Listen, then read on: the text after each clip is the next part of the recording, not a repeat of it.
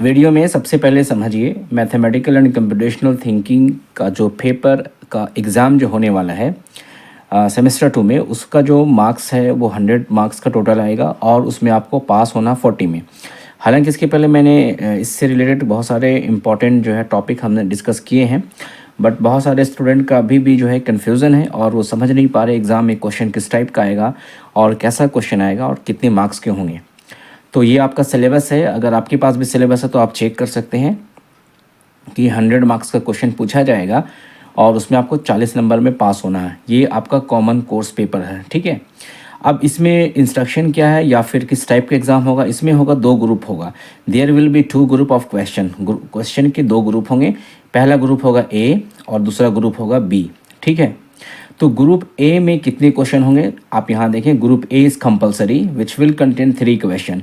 Group A में 3 question होंगे। Question number 1 will be very short type, answer type consisting of 10 question. यानी group A में पहला question होगा, उसमें पहला क्वेश्चन में 10 क्वेश्चन होंगे। देखिए यहाँ पे 10 क्वेश्चन होंगे और एक क्वेश्चन का मार्क्स कितना होगा, 1 होगा, यानी 10 नंबर का ये हो गया।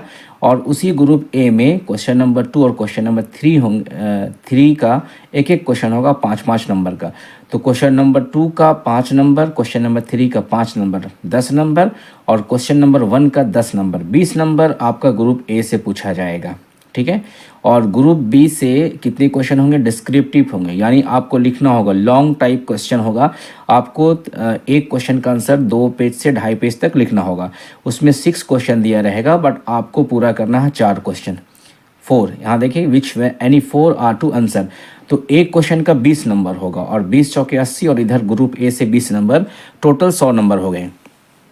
तो ध्यान रहे कि जो लॉन्ग टाइप का क्वेश्चन होगा वो डायरेक्टली एक ही क्वेश्चन नहीं होगा, बल्कि आप नोट में देखें यहाँ पे, देयर मे बी सब divisions in each question asked in theory examination. यानी एग्ज़ाम में या तो एक लॉन्ग क्वेश्चन एक ही होगा या फिर उसी के अंदर सब क्वेश्चन होंगे। जैसे कि क्वेश्चन नंबर 5 का ए, क्वेश्चन नंबर 5 का बी, क्वेश्चन नंबर 6 का ए, 6 का बी, इस टाइप से दिया रहेगा, ठीक है।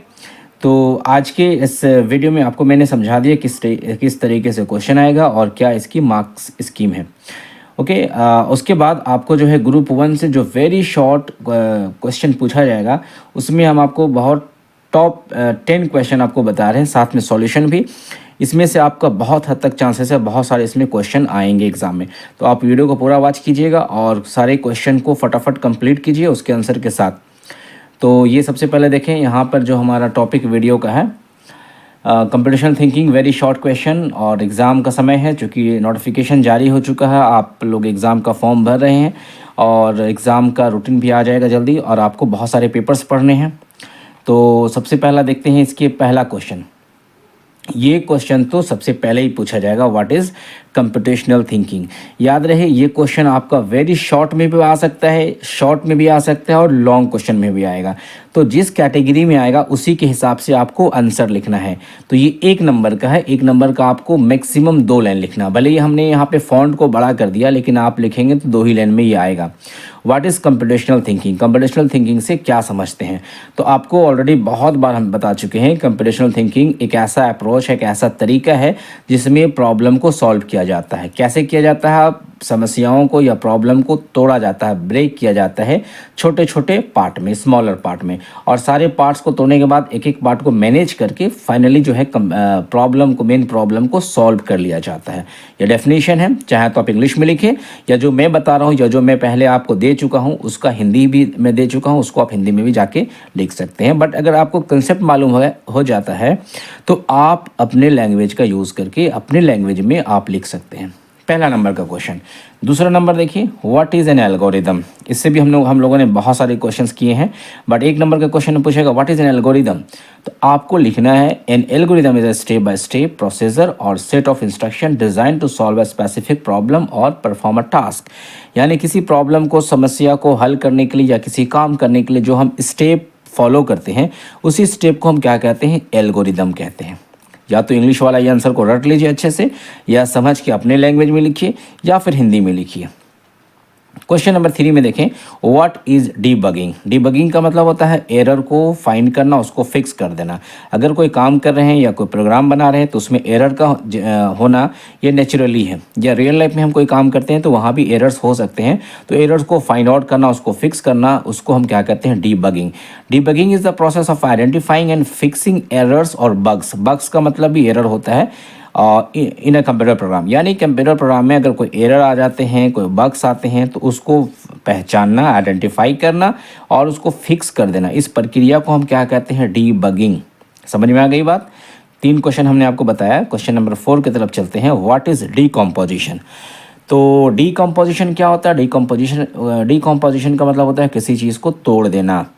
तो अब तोड़ना का मतलब क्या है, यानी कि जो हम प्रॉब्लम को सॉल्व करने के लिए छोटे छोटे पार्ट में जो तोड़ते हैं ना, उसको हम कहते हैं डीकम्पोजिशन। जैसे decomposition is the process of breaking down a problem और टास्क इनटू स्मॉलर। आपके पास एक काम है, उस काम को आप छोटे छोटे पार्ट में तोड़ दिए हैं, उसको डीकम्पोज कर दिए हैं ताकि आप बहुत आसानी से सॉल्व कर लें, तो उसको हम कहते हैं डीकम्पोजिशन। ठीक है।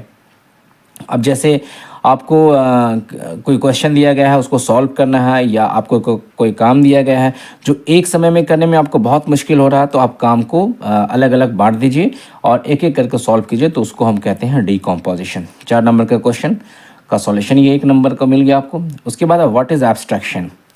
एब्स्ट्रैक्शन का मतलब होता है जो चीज़ें, जो एसेंशियल चीज़ें होती हैं उसको फोकस करना, और डिटेल्स को जो है हम लोग इग्नोर करते हैं। जैसे abstraction is the process of focusing on the essential details of a problem while ignoring irrelevant information. मतलब अगर आप देखते हैं कि जो चीज़ें बहुत ज़्यादा ज़रूरी है उसको हम शो करते हैं, और जो चीज़ें दिखाने की ज़रूरत नहीं होती उसको हम हाइड कर देते हैं, इसको हम एब्स्ट्रैक्शन कहते हैं। जैसे हमने आपको बहुत सारे एग्जांपल्स भी दिए हैं कि अगर कोई ऐसा प्रोजेक्ट में आप देखेंगे, जैसे आपके घर पे देखें, अगर जो आप जिस बल्ब की रोशनी में आप पढ़ रहे हैं, तो बल्ब की रोशनी एसेंशियल चीज़ें हैं जो दिखाना ज़रूरी है, लेकिन बल्ब की रोशनी जिस माध्यम से, जिस वायर से होकर जा रहा है वो आपकी दीवार के पीछे है, तो उसको दिखाने की ज़रूरत नहीं है। That is called abstraction. यानी abstraction is the process of focusing on the essential detail. जो ज़रूरी है उसको दिखाया जाए, बाकी को हाइड कर दिया जाए, उसको ज़रूरत नहीं दिखाने का, उसको हम कहते हैं एब्स्ट्रैक्शन। हिंदी में भी लिखिएगा आप अगर लिख सकते हैं तो।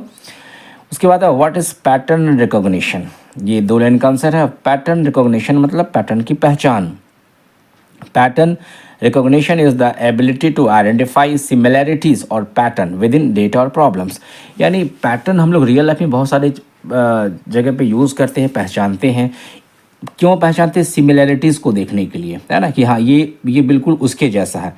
या फिर एग्ज़ाम का पैटर्न कैसा, जैसे हमने आपको पैटर्न दिखा दिया मार्क्स का कि ये इस तरीके से एग्ज़ाम में आएगा, तो आपको पैटर्न मालूम चल गया। अब हूबहू आपके एग्ज़ाम में वही टाइप का आएगा कि इतना मार्क्स का ये आएगा ग्रुप ए से, इतना मार्क्स का ग्रुप बी से आएगा। That is called pattern. तो पैटर्न नॉट ओनली एग्ज़ाम के फील्ड में या बहुत सारे फील्ड में, चाहे आप किसी चीज़ को पहचान रहे हैं, वहाँ पर भी यूज़ किया जाता है पैटर्न रिकॉग्निशन। ठीक है। क्वेश्चन नंबर 7 की तरफ पढ़ते हैं। What is computational efficiency. Computational efficiency refers to the ability of an algorithm or solution to execute in a timely manner and use minimal computational resources। देखिए, इसका मतलब ये होता है कि कंप्यूटेशनल एफिशिएंसी मतलब क्या होता है? बहुत सटीक, बहुत परफेक्ट, एकदम सही से परफेक्ट। यानी जो भी चीज़ें हमें सॉल्यूशन मिल रही हैं एल्गोरिदम का यूज़ करके, वो कितना सही है, टाइमली हो रहा है या नहीं हो रहा है, और उसको कंप्यूट करने में, सॉल्व करने में एकदम कम से कम जो रिसोर्स का यूज़ किया जा रहा है या कम से कम समय में लिया जा रहा है, उसको हम कहते हैं एफिशिएंसी। ठीक है। तो कंप्यूटेशनल एफिशिएंसी का मतलब ये हो गया किसी प्रॉब्लम को सॉल्व करने में कम समय लगे और प्रॉब्लम का सॉल्यूशन बहुत सही मिले, उसको हम कहते हैं एफिशिएंसी। ये क्वेश्चन नंबर 7 हो गया। अब देखते हैं क्वेश्चन नंबर 8 में क्या। What is data representation. Data representation is the method use to encode and store information in a computer system. यानी डेटा जो होते हैं उसको कंप्यूटर में स्टोर करने की मेथड को हम क्या कहते हैं? Data representation. और ये हो गया, ये पूछा जा सकता है। नेक्स्ट है व्हाट इज़ इटरेशन। इटरेशन का मीनिंग, दूसरा मीनिंग अगर देखेंगे, सिनोनिम देखेंगे, तो उसका मतलब होता है रिपीटिशन। किसी चीज़ को रिपीट किया जाए बार बार जब तक कि उसकी कंडीशन सही हो। So iteration is the repetition of a process और set of instructions in order to achieve a desired outcomes. यानी किसी चीज़ को पाने के लिए किसी चीज़ को बार बार रिपीट किया जाए, उसको हम कहते हैं इटरेशन। क्या कहते हैं, इटरेशन। जो हमने आपको बताया था फॉर लूप वाइल लूप बताया था कि अगर कंडीशन सही है तो वो उस वक्त तक रिपीट करेगा जब तक कि हमें आउटपुट नहीं मिल जाता है। सो अगर इतना सारा नहीं समझ में आ रहा तो आप ये भी लिख सकते हैं, इटरेशन का मतलब रिपीटेशन। किसी चीज़ को पाने के लिए हम उसको जितनी बार भी उसको रिपीट करें जब तक कि हमें वो चीज़ नहीं मिल जाती, उसको हम क्या कहते हैं, इटरेशन। क्वेश्चन नंबर 9 हो गया। And the last is what are the top down and bottom up design approach. दो चीज़ें होती हैं, टॉप डाउन और बॉटम अप। बहुत सिंपल में है, देखिए इतना बड़ा लिखा लेकिन आप डरे नहीं, सिंपल चीज़ें हैं कि टॉप डाउन का मतलब क्या होता है कि बहुत बड़ी चीज़ से शुरुआत हो, starts with a broad overview, बहुत बड़ी चीज़ से शुरुआत हो और उसको छोटे छोटे पार्ट में ब्रेक कर दिया जाए और उसको सॉल्व किया जाए। यानी बड़े चीज़ को छोटे छोटे पार्ट में ब्रेक करके सॉल्व किया जाए। जबकि बॉटम अप क्या होता है, स्टार्ट्स विद ए स्मॉलर, छोटे से शुरू होता है और फाइनली जाके वो कंप्लीट सॉल्यूशन मिलता है बड़ा। बहुत सिंपल है, एक दूसरे का अपोजिट है। टॉप डाउन में क्या होगा कि बड़े चीज़ को छोटे छोटे पार्ट में तोड़ के सॉल्व कर लेते हैं, और बॉटम अप में क्या होता है, छोटा ही चीज़ होता है, धीरे धीरे करके उसको बड़ा चीज़ में सॉल्व कर लेते हैं, बड़ा चीज़ अचीव कर लेते हैं। सो ये हमने आपको 10 क्वेश्चन आपको दिखाएं, very important, very short type question and answer also. आप इसको पढ़िए, याद कीजिए, हिंदी में कीजिए, जैसा करना आप कीजिए, आपको एग्ज़ाम देना है और दूसरों को शेयर करना ना भूलें। और फर्स्ट टाइम हमारे चैनल को देख रहे हैं तो सब्सक्राइब कीजिए, बाकी कॉलेजेस के स्टूडेंट्स के साथ भी आप शेयर कीजिए। और आपको क्या चाहिए और किस टाइप का क्वेश्चन चाहिए कमेंट बॉक्स में ज़रूर कमेंट कीजिएगा।